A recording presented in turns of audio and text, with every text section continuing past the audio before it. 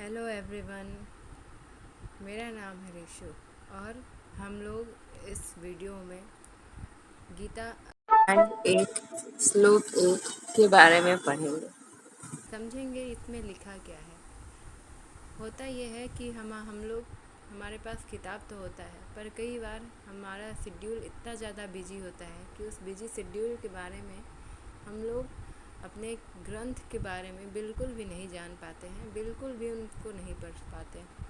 तो उनके बारे में हम लोग धीरे धीरे मेरी हर छोटी छोटी वीडियो आएगी हर एक एक श्लोक के साथ, और धीरे धीरे करके हम लोग पूरे गीता को कंप्लीट करेंगे।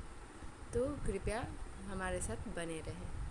तो ये जो पहला अध्याय है इसका नाम है अर्जुन विषाद योग, और इस अध्याय में कुरुक्षेत्र के मैदान में उपस्थित बंधुओं और संबंधियों को सामने देखकर अर्जुन के मन में जो विषाद उठा था और उनकी जो मन स्थिति हुई थी उसका वर्णन किया गया है, जिसे संजय धृतराष्ट्र को बताते हैं।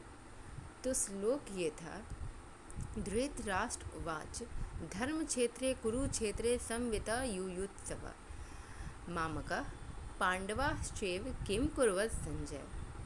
अर्थात यहाँ पे आप देख सकते हैं नीचे में जो मीनिंग है उसका भावार्थ भी दिया हुआ है। धृतराष्ट्र जो है वो कहते हैं संजय से, कुरुक्षेत्र के पवित्र मैदान में एकत्र होकर युद्ध की इच्छा से मेरे पुत्रों और पांडु के पुत्रों ने क्या किया। अब ये जो धृतराष्ट्र हैं राजा, वो पांडु के पिता हैं, और धृतराष्ट्र जो है वो आंखों से अंधे हैं, वो देख नहीं सकते हैं, इसलिए वो संजय की मदद लेते हैं। और संजय जो है उनको इतनी शक्ति प्राप्त है कि वे अपने शक्ति के द्वारा वो बहुत दूर में क्या हो रहा है बिना वहाँ पे गए हुए ही उन्हें मालूम चल जाता है। वो दूर से ही उस चीज़ को देख सकते हैं, दूरदर्शी हैं वो।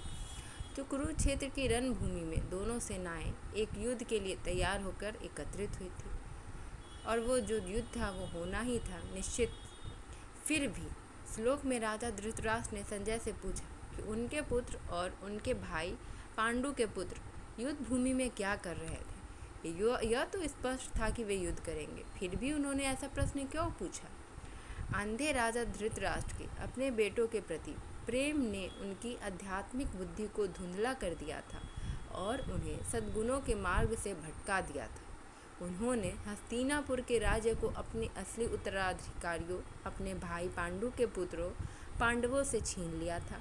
अपने भतीजों के प्रति किए गए अन्याय के लिए दोषी महसूस करते हुए उनकी अंतरात्मा उन्हें इस युद्ध के परिणाम के बारे में चिंतित करती थी।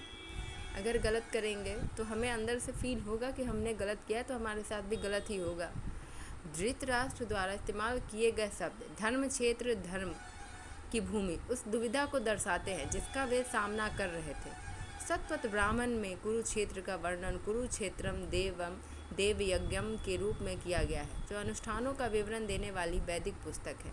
इसका अर्थ है कुरुक्षेत्र दिव्य देवताओं का बलिदान क्षेत्र है, इसलिए इस धर्म को पोषित करने वाली पवित्र भूमि माना जाता है। धृतराष्ट्र को डर था कि पवित्र भूमि उनके बेटों के मन को प्रभावित कर सकती है। अगर यह विवेक की क्षमता जगाती है तो वे अपने चचेरे भाइयों को मारने से दूर हो सकते हैं और युद्ध विराम के लिए बातचीत कर सकते हैं। शांतिपूर्ण समझौते का मतलब था कि पांडव उनके लिए बाधा बने रहेंगे। उन्हें इन संभावनाओं पर बहुत निराशा हुई। इसके बजाय उन्होंने चाहा कि यह युद्ध हो। वह युद्ध के परिणामों के बारे में अनिश्चित थे, फिर भी अपने बेटों के भाग्य का निर्धारण करना चाहते थे। इसलिए उन्होंने संजय से युद्ध के मैदान में दोनों सेनाओं की गतिविधियों के बारे में पूछा। तो यहाँ पे हमारा अध्याय 1 श्लोक 1 खत्म हुआ। आगे हमारे साथ बने रहें। धन्यवाद।